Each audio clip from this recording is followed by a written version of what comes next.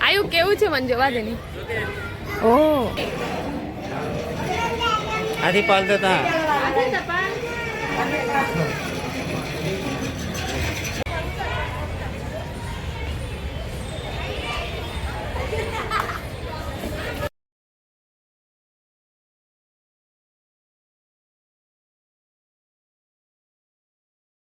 આજના વ્લોગની શરૂઆત કરીએ છીએ આપણે દ્વારકા નગરીમાંથી. તો બધાને જય દ્વારકાધીશ.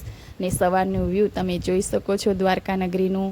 આ છે ગોમતી ઘાટ ને પેલું સુંદર મજાનું આપણું દ્વારકાધીશનું મંદિર. તો અહીંથી અમે સવારમાં 5 વાગ્યા નીકળી ગયા છે બીજા ધામે જવા માટે. તો ફ્રેન્ડ્સ વ્લોગમાં બન્યા રહેજો અને વ્લોગને અંત સુધી જરૂરથી જોજો. તો અહીંથી નીકળી ગયા છીએ અમે અને ત્યાર પછી અમે આવી ગયા છીએ હરસિદ્ધિ માતાના મંદિરે કોયલા. તો જોઈ શકો છો તમે ઉપર ટોચી પર સુંદર મજાનું મંદિર આવેલું છે. તો ચાલો. તો ગાઈઝ આ છે કોયલા ધામ જ્યાં હરસિદ્ધિ માનું મંદિર આવેલું છે. તો અમે નીચે જે મંદિર આવ્યું છે ત્યાં દર્શન કરી લીધા છે. ઉપર અમે નથી જઈ શક્યા.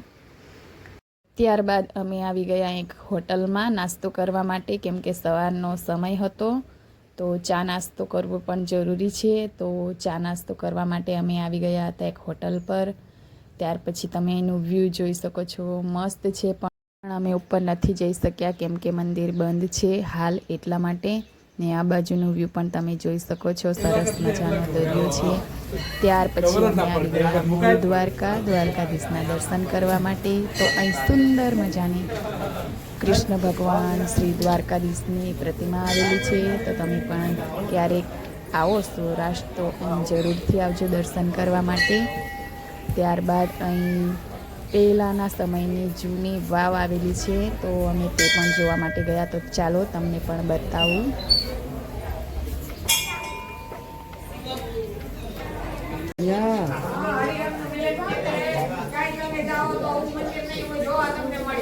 જ્યાં બે દેવ હારે બિરાજે, હરિકેતા કૃષ્ણ અને હરકેતા મહાદેવજી એક જ મંદિરમાં બિરાજે છે. જેમ રામે રામેશ્વરની સ્થાપના કરી એમ ભગવાન કૃષ્ણએ મહાદેવજીની સ્થાપના કરી. 20 રૂપિયામાં ભગવાનનો ભોગ મળશે.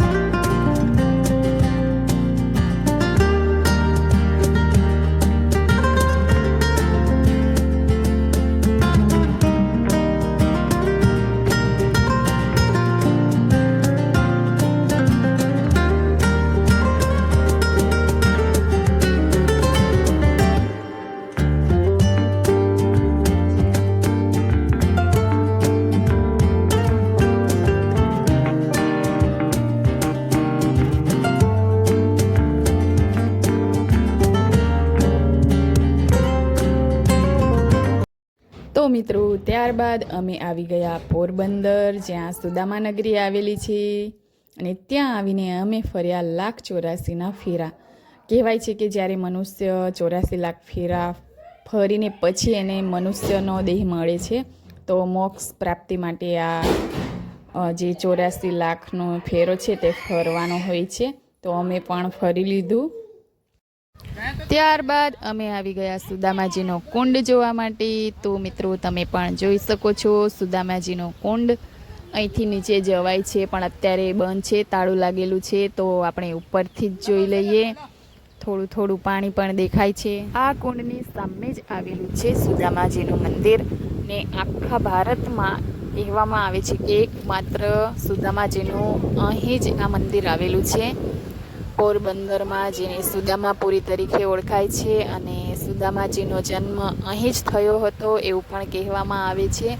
ત્યાં જ મંદિરની સામે તમને સરસ મજાની ભગવાન શ્રી કૃષ્ણ તેમજ સુદામાજીની ભેટો થતો હોય એવી પ્રતિમા જોવા મળશે.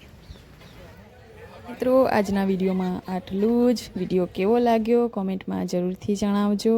ને હા, જો વિડીયો ગમ્યો હોય તો અમારા વિડીયોને લાઈક કરી દેજો, શેર કરી દેજો અને અમારા યુટ્યુબ પર નવા હોય તો અમારા યુટ્યુબ ચેનલને સબસ્ક્રાઈબ કરી દેજો. મળીએ નેક્સ્ટ વિડીયોમાં. ત્યાં સુધી આવજો. જય દ્વારકાધીશ.